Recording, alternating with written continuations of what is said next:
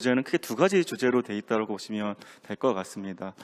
첫 번째 부분에서는 디지털 트랜스포메이션, 디지털 전환에서 왜 지금 이제 일하는 방식이라든지 조직 문화 혁신 부분들을 얘기를 했는지에 대해서 좀 추진 배경하고 접근이라는 부분들을 먼저 얘기를 드릴 거고요. 두 번째 파트 내에서 그러면은 현재 이제 디지털 트랜스포메이션 기반의 이 일하는 방식과 조직 문화 형식, 조직 문화에 대한 혁신 부분들은 어떤 것들을 중점으로 진행을 해야 되는지에 대해서 한 세 가지 주제를 기반으로 해서 말씀드리고 나서 정리를 하도록 하겠습니다. 먼저 현재 이제 이 디지털 트랜스포메이션의 조직 문화 혁신이 중요한가라는 부분들인데요. 현재 전체 글로벌 국내의 전략의 아젠다 자체가 디지털 트랜스포메이션입니다. 특히 이제 코로나가 터지면서 기업들 자체가 점진적인 디지털 혁신에서 이제는 디지털 트랜스포메이션 중심의 가속화 전략들을 진행을 하고 있는데요. 그런데 이제 자칫 이제 디지털 트랜스포메이션을 추진하면서 착각을 하는 부분들이 디지털 트랜스포메이션의 핵심은 IT, 예를 들어서 빅데이터를 도입한다든지 인공지능을 도입하는 부분들이 아니라 현재 디지털 기반의 어떤 고객과 또 디지털 기반의 프로세스와 또 디지털 기반의 커뮤니케이션이 일어나고 있는 이 상황에 맞춰서 기업들 자체도 디지털 기반의 프로세스, 디지털 기반의 일하는 방식으로 변화하는 게 디지털 트랜스포메이션의 핵심입니다. 자, 그러다 보니까 현재 저희가 이제 그 디지털 트랜스포메이션에서 보게 되면은 어떤 전략 과제를 설정하고 이 설정된 전략 과제를 기반으로 해서 이 전체적인 것들 추진하는 부분들은 성공의 한 10%밖에 되지 않고요. 그 다음에 저희가 이 전략 과제 부분에서의 각각의 이것들을 어찌 보면 이제 디지털이라는 것들 자체가 하나의 수단이거든요. 그 자체가 목적이 될 수가 없는 부분들인데 그 수단을 도입하는 디지털 기술 도입 부분들이 20% 부분이고요. 이 디지털 트랜스포메이션의 전반적으로 성공의 핵심 부분들은 디지털 트랜스포메이션의 변화되는 환경에 맞춰서 기업의 일하는 방식, 또 그 일하는 방식 안에서의 디지털에 맞는 조직 문화 부분들을 바꾸는 부분들이 이 가장 핵심적인 부분이고, 이런 부분들이 그 성공의 한 70% 부분들을 차지하고 있다는 것들을 저희가 이해를 해야 됩니다. 자, 이제 저희가 이 디지털 트랜스포메이션의 일하는 방식 부분들을 얘기를 할 때 이런 비유 부분들을 많이 듭니다. 마라톤 방식하고 스프린터 방식이 있습니다. 그러니까 마라톤 방식이라는 것들은 어떤 프로젝트라든지 어떤 일이 있다 그러면 그런 부분들을 되게 길게 진행을 한다는 것들입니다. 특히나 저희가 이제 과거의 전통적인 조직 방식들, 어떤 수직적인 조직 방식과 또 히에라키라고 할 수 있는 그런 조직 부분들, 또 보고 중심의 어떤 조직 문화 부분에서의 저희가 일을 하다 보면은 정말 사원이 있다 그러면은 위에 이제 과처장이 보고해야 되고, 과처장 갔을 때 팀장 보고해야 되고, 실장 보고하고 단계별, 또 이 보고 자체가 바로 끝나는 게 아니라 또 이 보고를 하기 위해서 여러 가지 회의 그 부분들이 있다 보니까 이런 부분에 대해서 진행하는 부분들이 이렇게 되게 장기간의 마라톤 방식, 또 저희가 이제 그런 프로젝트 방식과 그런 단계별로 밟아가는 방식 부분들 저희는 워터풀 방식이라고 얘기를 합니다. 그러니까 과거에 일하는 방식이 이런 마라톤 부분으로 단계별 부분을 바뀌어가서 되게 장기간 진행을 해야 되는 워터풀 방식으로 진행을 한다 그러면은 지금 이제 저희가 현재 상황에서 일하는 부분들은 스프린트, 단기간에 빠른 실행 부분들을 가져가는 부분들, 그러면서 이제 저희가 얘기하는 방법에서 이런 것들을 얘기를 많이 합니다. 애자일하다라는 부분하고 린하다는 부분들을 좀 많이 얘기하는데요. 애자일과 린 부분들은 조금은 유연성에 맞춰주고, 또 린 부분들은 저희가 어떤 보고가 먼저 선행되는 부분들이 아니라 실행에, 또 그것들을 했을 때 바로 뭔가 프로타입을 만들고 그 프로타입을 기반으로 해서 바로 실행을 하고, 그 실행을 기반으로 해서 점진적인 개선 부분들을 가져가는 방식으로 저희가 일하는 방식 부분들을 변화를 하고 있다는 것들입니다. 그러다 보니까 빠른 의사결정 부분들, 그 다음에 어떤 내부 안에서의 토의보다는 고객들이 생각하는 고객 경험들을 강화하기 위해서의 아웃 오브 박스 부분에 어떤 접근하는 부분들, 그 다음에 저희가 빠른 반복을 통해서 빠른 개선을 통해서 실행에 초점을 맞춰주는 형태로 저희가 일하는 방식 부분들을 진행을 하고 있다고 보시면 될 것 같습니다. 자, 그러면은 이런 이제 조직 문화라는 부분들을 저희가 어떻게 변화를 해야 될까요? 저희가 이제 디지털 트랜스포메이션 기반에서 일하는 방식의 변화를 얘기할 때 그 범위 부분들을 크게 세 가지 범위 안에서의 일하는 방식 변화 부분들을 얘기를 하고 있습니다. 첫 번째 부분들에서는 프로세스 자체를 디지털화 시켜주는 것들입니다. 기존에 아날로그 프로세스, 기존의 오프라인 기반의 프로세스 부분들을 디지털 기반의 프로세스로 저희가 바꿔주는 부분들이 첫 번째 부분입니다. 그래서 가장 이제 이 프로세스의 디지털화에서 지금 이제 많은 기업들이 가장 많이 도입하고 있는 게 두 가지 정도 부분이 있습니다. 첫 번째는 좀 낯설 수도 있겠지만은 RPA라는 게 있습니다. RPA라는 부분들이 있는데 RPA라는 부분들이 로보틱 프로세스 오토메이션이라고 해서 기존에 이제 사람이 반복적으로 진행했던 것들 자체를 저희가 자동화된 프로세스 부분을 통해서 이제 이것들이 자동으로 처리될 수 있게끔, 예를 들어서 저희가 뭐 한 1시간 걸렸던 부분들 자체는 이 RPA를 도입하게 되면은 한 1분 안에 처리가 된다든지, 그래서 거의 대부분의 지금 이 프로세스 디지털화 했을 때 가장 많이 이제 진행하는 프로젝트 부분들이 RPA 부분이고요. 두 번째 부분들이 협업 도구를 많이 사용을 합니다. 워낙 이제 내부의 협업, 또 다른 부서와의 협업 부분들, 또는 저희하고 이제 파트너십을 가지고 있는 다른 파트너십 회사하고 협업을 하다 보면은 기존에 저희가 뭐 전화라든지 팩스라든지 기타 그런 부분들이 아니라 이제는 각각의 공통의 그 프로젝트 과정을 저희가 같이 보고 또 같이 프로젝트 부분에서 빠르게 그 부분들을 의사결정할 수 있는 부분에서의 저희가 여러 가지 협업 도구, 예를 들어서 이제 저희가 이렇게 줌이라든지 아니면은 유튜브라든지 할 수 있는 화상회의 부분들도 그런 하나의 툴이라고 볼 수가 있는 부분이고요. 두 번째 부분들이 저희가 데이터 기반의 의사결정 부분들을 얘기를 하고 있습니다. 이제까지 감으로 진행했던 부분들이 아니라 이제는 저희가 데이터를 기반으로 의사결정할 수 있게끔 할 수 있는 부분들. 그래서 내부에 흩어졌던 데이터를 하나로 보고 그 모은 데이터를 기반으로 해서 저희가 현재 현상 부분을 파악한 다음에 그 현상을 가지고서 저희 각각의 의견을 기반으로 해서 빠르게 저희가 개선할 수 있는 부분에서의 데이터 기반의 의사결정, 이걸 하기 위해서 이제는 각각의 내부에 통합된 데이터를 구축을 하고, 또 이제 가장 이 데이터 기반의 의사결정의 핵심 부분들은 데이터 민주주의라고 볼 수가 있거든요. 어떤 거냐면은 이제까지 데이터 부분들에서는 뭐 IT 부서라든지 아니면은 특정의 데이터를 관리하는 부서에 독점을 하고 있었고, 또 일반의 직원들이 데이터를 활용하려고 그러면 기한을 올린다든지 또 뭔가 가지고 해야 되는데, 이제는 누구나 액세스할 수 있게끔, 또 누구나 내가 업무를 진행하면서 필요할 때 빠르빨리 저희가 데이터를 가져와서 제가 바로 활용하고 바로 의사결정할 수 있게 하는 부분들이 가장 큰 핵심 부분이라고 보시면 될 것 같고요. 세 번째, 이제 오늘의 이제 주제 부분하고 같이 맞닿아 있는 조직 문화 부분입니다. 저희가 이제 이 디지털 트랜스포메이션의 조직 문화를 얘기할 때 많이 얘기하는 키워드들이 있습니다. 첫 번째는 스피드해야 된다. 두 번째는 유연해야 된다. 세 번째는 개방화해야 된다. 네 번째는 협업을 진행을 해야 된다. 다섯 번째는 실패를 용인을 해야 된다. 마지막 부분들이 고객 중심을 지향해야 된다. 라는 것들을 얘기를 하고 있습니다. 그 중에서 이제 가장 현재 저희가 이제 이 디지털 트랜스포메이션에서 기업에서의 조직 문화 부분들을 가져가기 위해서 핵심적인 조직 문화의 개선, 핵심적인 부분들은 크게 세 가지 범위 내에서 볼 수가 있습니다. 첫 번째 부분들이 개방하고 협업하는 부분들입니다. 이제까지 뭐 각각의 저희 어떤 부서가 있다 그러면 그 다른 부서들과의 그 개방이라든지 협업 부분이 이루어지지 않거나, 또 저희가 다른 이해 업종이라든지 다른 외부하고 부분에서 폐쇄적인 형태에서의 어떤 일을 하는 부분들이라든지 그런 조직 부분들이 그런 게 아니라 이것들 각각의 협업할 수 있는 협업 부분을 가져가기 위해서 저희가 개방하고 협업하는 형태의 조직 문화 부분을 첫 번째 구성을 해야 되는 부분이고요.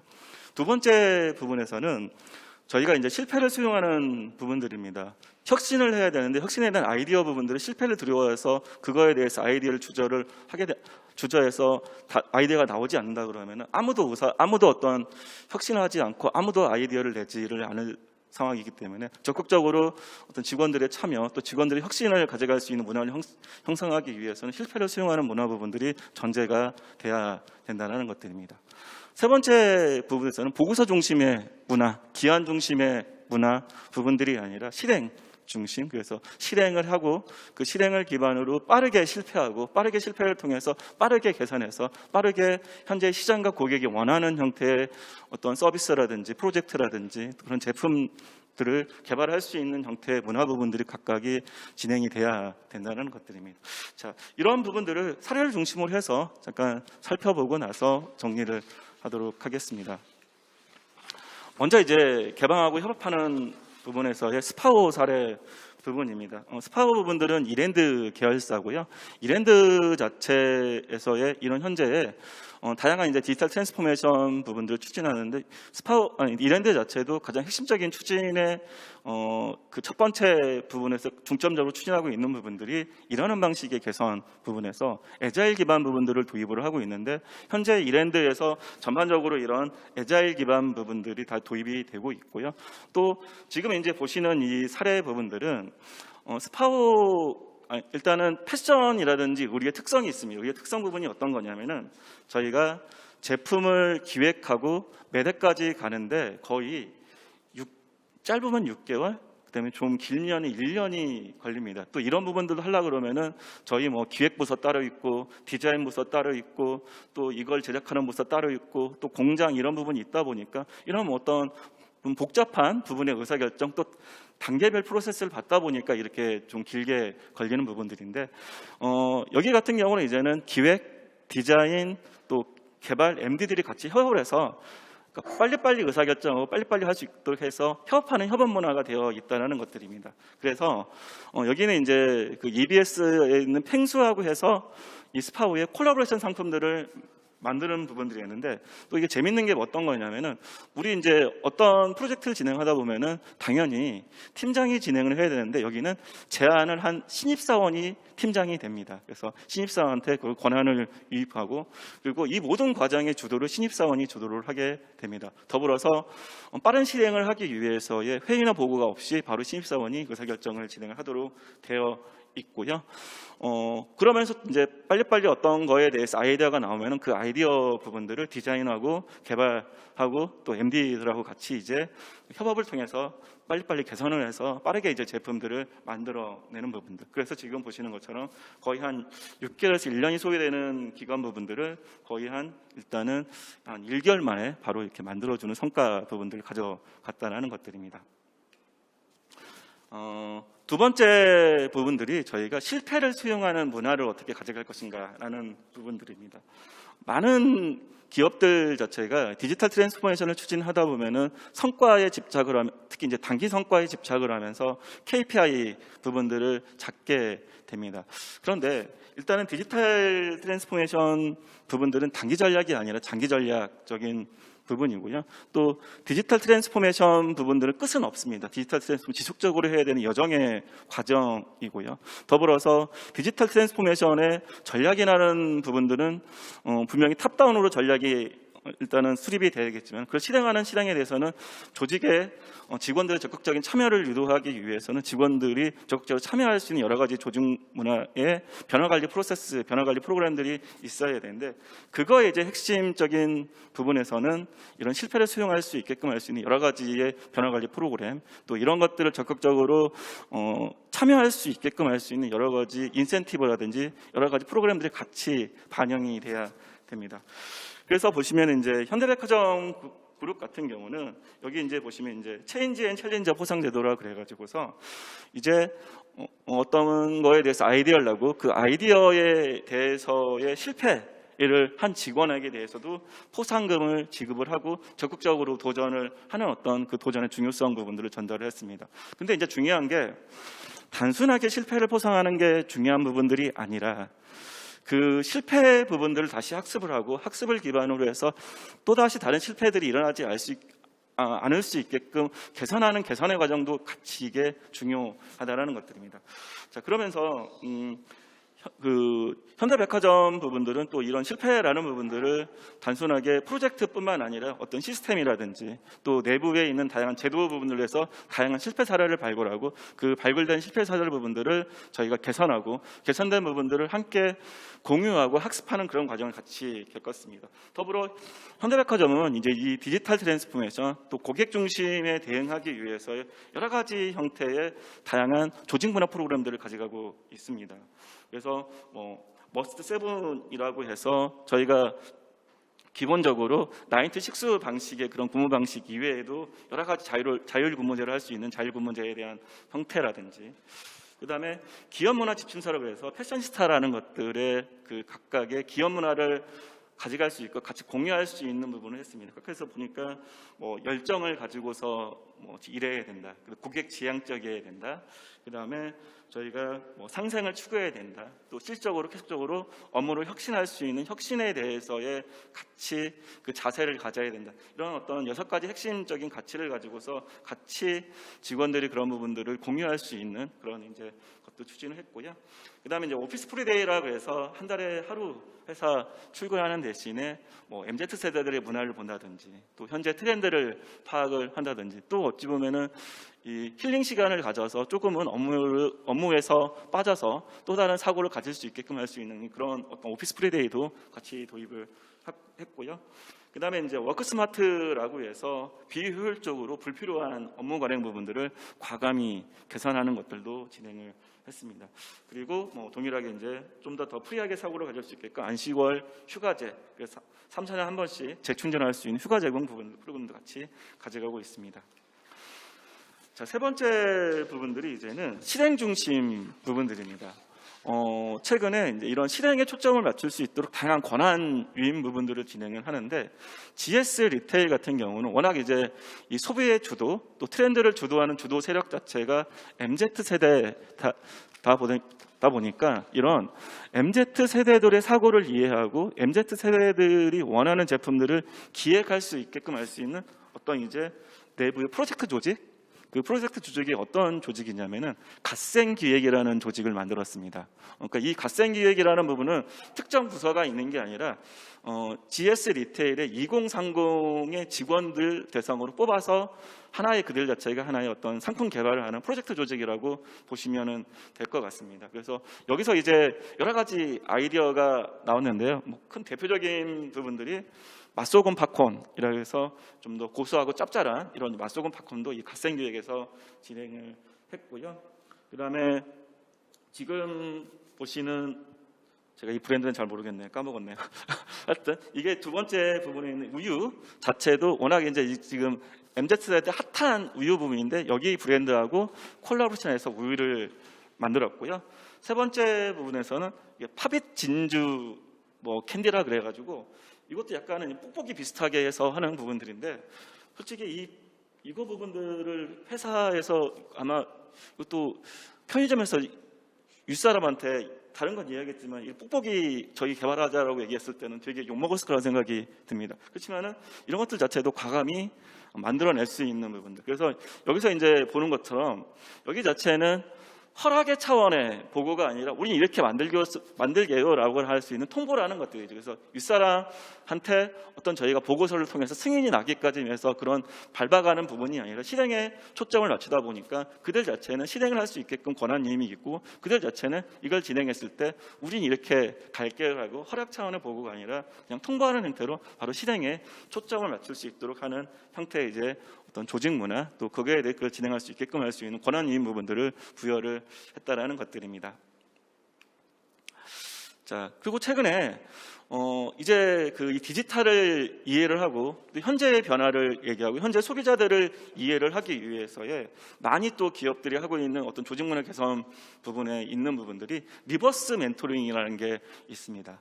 저희가 멘토링이라고 한다 그러면은 나이 많은 사람이 나이 적은 사람들을 대상으로 또 많이 배운 사람이 좀 적게 배운 사람한테 이렇게 진행을 하는 형태의 멘토링이라고 하면, 이게 이제 바뀌는 형태가 리버스 멘토링이라고 보시면 될 것 같습니다.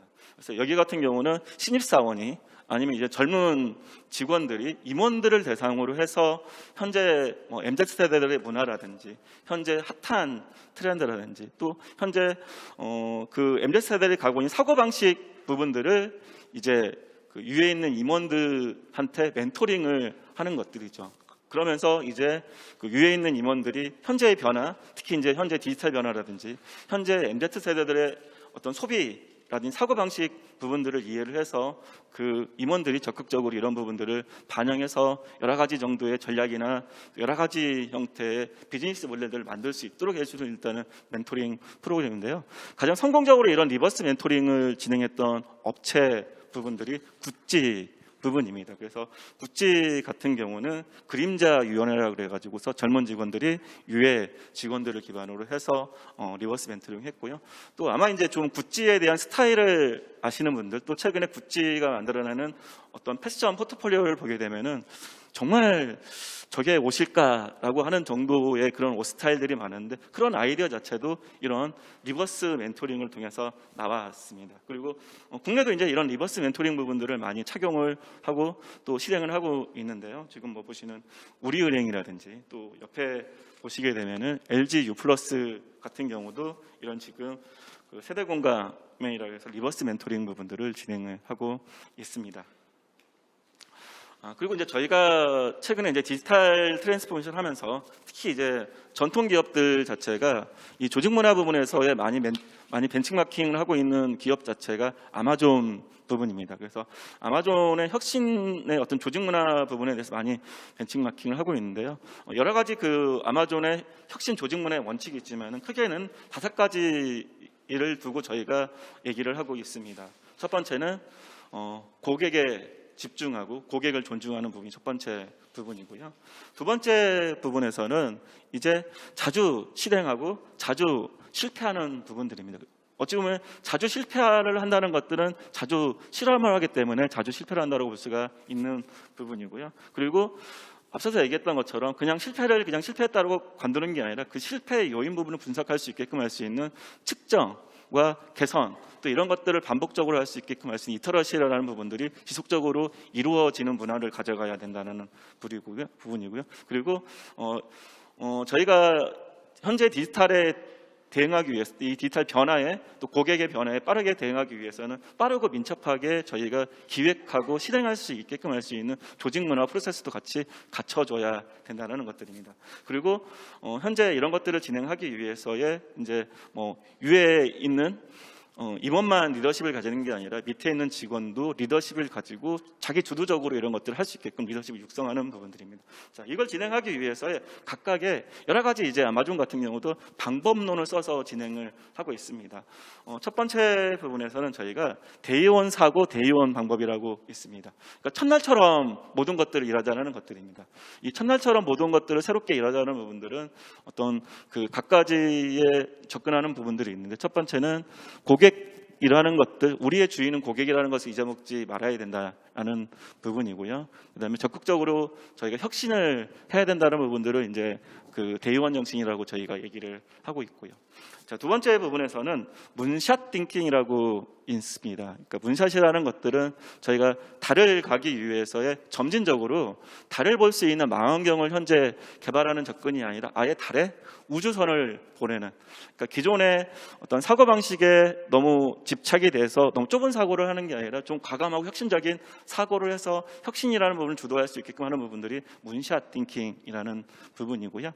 세 번째 부분에서는 피자 두 판 팀 룰입니다. 그러니까 어떤 현재 팀이 각각의 협업을 하고 또 각각의 스피드하게 일을 하고 또 각각의 이런 혁신을 추진하기 위해서는 많은 조직 구성원이 필요한 게 아니라 그 TFT 부분들을 피자 두 판이라 그러면 저희가 16조각 부분이거든요. 그러다 보니까 8명씩, 그래서 한 팀에 한 8명씩 부분인데요.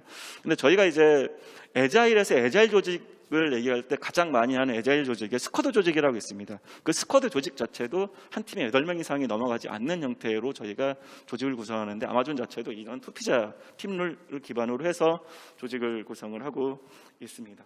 마지막 부분들이 워킹 백워드라는 부분이 있습니다. 거꾸로 일하기라는 것들이거든요.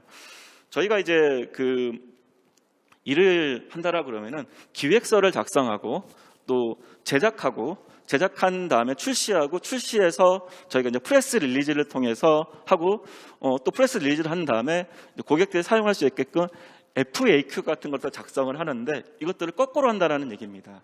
먼저 아예 출시가 됐다라고 생각을 해서 고객이 궁금해하는 사람 FAQ를 제작을 하고요.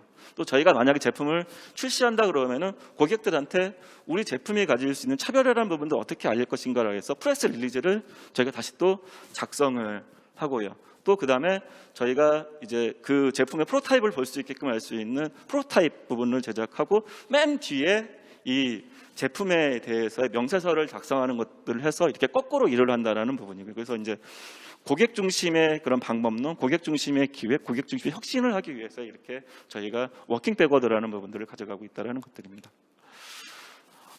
자, 그런데 디지털 트랜스포메이션에 성공한 기업은 30%밖에 되지 않습니다. 나머지 70% 자체는 디지털 트랜스포메이션에 실패를 합니다. 그리고 지금 보시는 것처럼 1조 3천억 달러 이 부분들이 2018년에 미국 내 디지털 트랜스포메이션 프로젝트에 투자된 금액들입니다. 그 중에서 이제 9천억 달러 자체가 낭비가 됐다라는 것들입니다. 자, 그 이유가 뭘까요? 결과적으로 보면은 디지털 트랜스포메이션 자체는 디지털 전략을 수립하는 것도 아니고 그 다음에 디지털 기술을 도입하는 것도 아니고 현재의 저희가 바뀐 디지털 환경에 맞춰서 기업 자체도 디지털화된 기업으로 탈바꿈하는 것들인데 특히나 이제 가장 중요한 부분들이 디지털에 맞게끔의 일하는 방식의 변화 부분들을 가져가는 게 핵심입니다. 그런데 어떤 조직이나 프로세스나 조직 문화라든지 일하는 방식을 바꾸지 않은 상황에서 저희가 AI를 도입한다든지 뭐 블록체인을 도입한다든지 또 최근에 좀 이제 이슈가 되고 있는 메타버스를 도입해봤자 결과적으로는 조직 내에서 그것들이 힘을 쓰지 못하는 상황에서 낭비만 될 수밖에 없다라는 것들입니다. 자, 그래서 이제 디지털 트랜스포메이션에서 실패하는 주요 요인 부분들을 12가지로 정리했는데 이 중에서 저는 이제 5가지 부분들이 가장 많이 실패하는 요인이라고 보고 있습니다. 제가 이제 저희 회사 같은 경우 거의 대기업 중심으로 저희 컨설팅을 진행을 하는데 가가지고 좀 얘기를 하다 보면은 가장 큰 부분들이 이 5가지 범위 안에 실패 요인이 있다고 보시면 될 것 같습니다. 첫 번째는 CEO 자체가 디지털을 잘못 이해하고 있는 부분들. 예전보다 좀 나아졌지만은 CEO 자체가 너무 이제 디지털 부분들을 너무 가볍게 보거나 또 디지털 트랜스포메이션 부분들을 저희가 이제 어떤 용어가 있냐면은 디지털 립스틱이라는 용어가 있습니다. 그러니까 디지털 자체를 하나의 어떤 과업이나 이걸 치장하기 위해서 립스틱처럼 화려하게 밖으로만 치장해주는 형태로 한다 그러면 자칫 실패할 요인이 있고요. 두 번째 부분에는 컨센서스가 부족하다는 부분들입니다. 분명히 탑다운으로 추진을 하겠지만은 내부에 있는 임원 또 그걸 실행하는 팀장 또 그것들 자체를 실질적으로 어떤 실천할 수 있게끔 할 수 있는 현재 직원들까지 같이 그 공감대가 형성하지 않은 상황에서의 디지털을 너무나 밀어붙이게 하게 된다면 실패하는 요인이 있고요. 세 번째 부분들이 변화에 대한 저항 부분입니다. 변화에 대한 저항 부분들을 최소화하기 위해서는 공감대를 형성을 해야 되고 또 그걸 하기 위해서의 과감한 투자도 이루어져야 되고 또 그들이 그것들을 실천하게끔 교육도 시켜야 되고 그거에 따라 각각의 그들이 실천했을 때 거기에 따라서 인센티브도 같이 제공해서 각각의 이것들을 실행할 수 있게끔 변화에 대한 부분을 최소화할 수 있게끔 할 수 있는 장치도 같이 마련해야 됩니다. 네 번째 부분들이 기술에 대한 함정 부분들인데 앞서서 얘기했던 것처럼 디지털 트랜스포메이션 부분에서 디지털 부분 수단이라는 것들이죠. 너무 그 기술에 매몰돼서는 안 된다는 것들입니다. 마지막 부족한 속도는 많이 개선이 됐습니다. 코로나가 터지면서 그 전까지는 점진적인 혁신, 점진적인 투자를 했다가 코로나가 터진 이후에 거의 대부분의 기업들 자체가 이제 디지털이 아니면 안 된다라는 이제 디지털의 생존 방정식을 가지고서 지금 접근을 하고 있습니다.